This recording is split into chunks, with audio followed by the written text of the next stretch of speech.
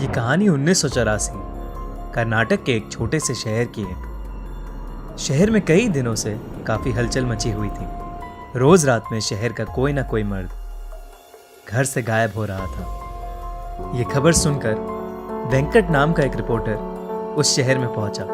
शाम के कुछ 6 ही बजे होंगे, पर शहर के लोग जल्दी जल्दी अपनी दुकानें बंद करके घर लौट रहे थे। वेंकट ने देखा कि हर घर के बाहर कन्नड़ा में नालेबा यानी कल आना ऐसा लिखा है। उसने वहां एक पुजारी को रोक के पूछा कि शहर में ये सब क्या हो रहा है। उस पुजारी ने उसे बताया कि शहर में एक लाल साड़ी वाली चुड़ैल घूम रही है।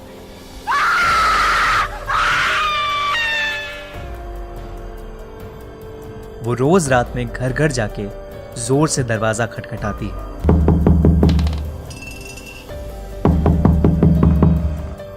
और घर के अंदर जो भी मर्द है उसका नाम पुकारती है। कोई भी आदमी उसकी आवाज को नजरअंदाज नहीं कर पाता और दरवाजा खोल देता है।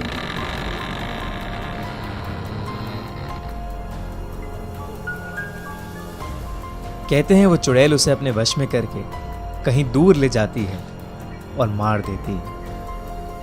इसीलिए शहर के लोगों ने उससे बचने के लिए घर के बाहर नालेबा लिखना शुरू किया, जिसे पढ़ के वो आज नहीं बल्कि कल आए और यही सिलसिला जारी रहे। इतना कहकर वो पुजारी जल्दी जल्दी अपने घर के रास्ते चला गया। वेंकट को कल के अखबार के लिए अच्छी कहानी तो मिल गई, पर कुछ ही दूर जाते ही उसका स्कूटर पंक्चर हो गया।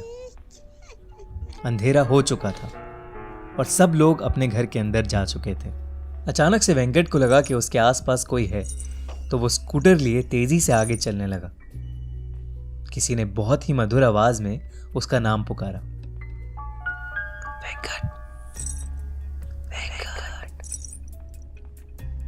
वेंकट ने जैसे ही स्कूटर के शीशे की ओर देखा, वो स्कूटर वहीं छोड़ के बहुत तेजी से आगे भागा। वो एक छोटे से मकान में जाके छिप गया और दरवाजा अंदर से कस के बंद कर लिया। दरवाजे पर जोर जोर से खटखट होने लगी और उसे अजीबो गरीब आवाजें सुनाई देने लगी। वेंकट बुरी तरह डरा हुआ था। कुछ देर बाद जब सारी आवाजें शांत हुई तो उसने बहुत हिम्मत करके दरवाजा खोला।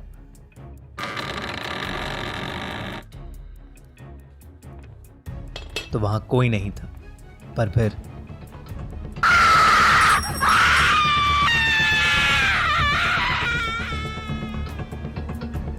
सुबह हुई तो वेंकट उसी घर में बेहोशी की हालत में पड़ा मिला। वो दिन था और आज का दिन है। वेंकट को कभी समझ नहीं आया कि उस रात उसके साथ क्या हुआ। शहर के लोगों ने कहा कि वो उस शहर का नहीं है, शायद इसीलिए बच गया।